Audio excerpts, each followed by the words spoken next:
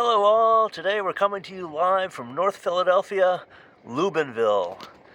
So here you have their glass studio over here.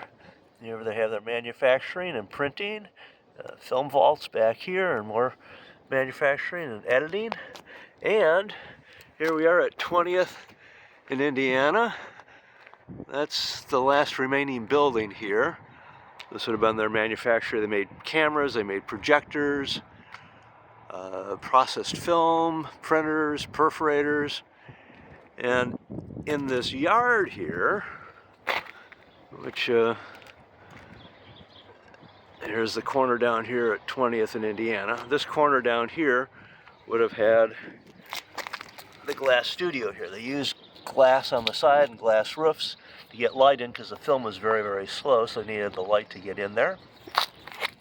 Here's the back side of this building here that they had for manufacturing. This is the yard here, so this is the wall of the building here.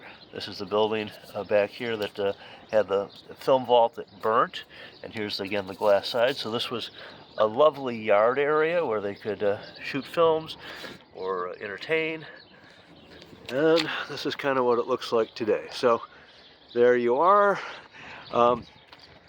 We brought the Lubin camera. We just came from Bettswood, so also see that video. This is camera number P. This is a copy of a Pathé, but it is an original Lubin camera. We have on a period tripod here. Unfortunately, I forgot the crank at home, so I do apologize, but making do here. Just crank around, crank around. This is your gate inside here. Quite simple. Works well. You have your magazines on top here with your take up and supply. You have your focusing here for your lens. Sigmund Lubin started back around 1897 doing films.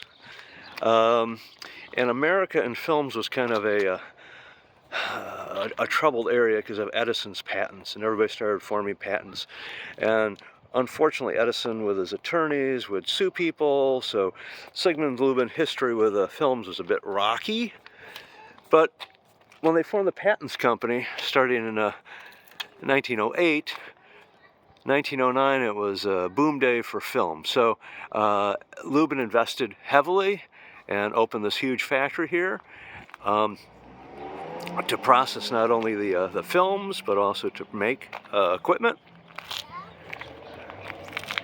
And we were very fortunate to be able to be here today on such a bright and sunny day in North Philly. The film industry took off, and they formed this patents company where everybody got together and decided that they were going to make X amount of films, and Lubin did some 3,000 films over the course of his production.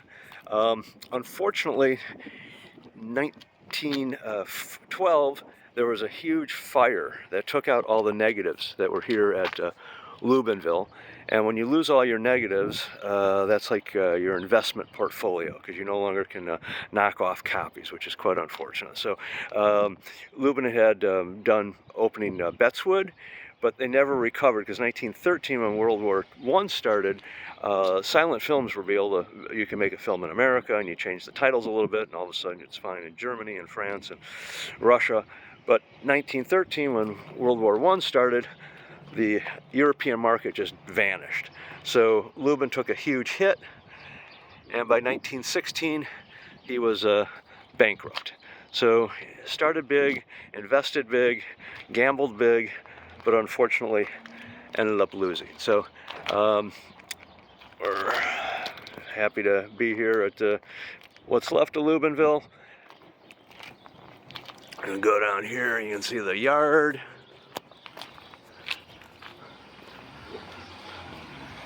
Unfortunately, not much is left here, but that is the original building back there. Again, they would printing was incredibly important. Because in the early days they were selling copies of their prints. So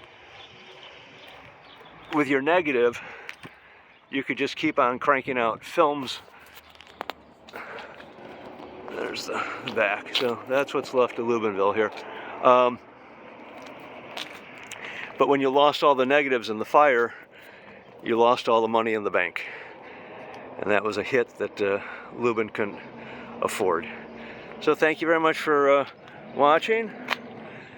Again, there's see the other video I did earlier today in Bettswood, and you'll see the other studio location that they had where they did the outdoor scene. So here with the studios inside, you would have many of the interiors shot, and then they would shoot the exteriors in Bettswood. Thank you for watching.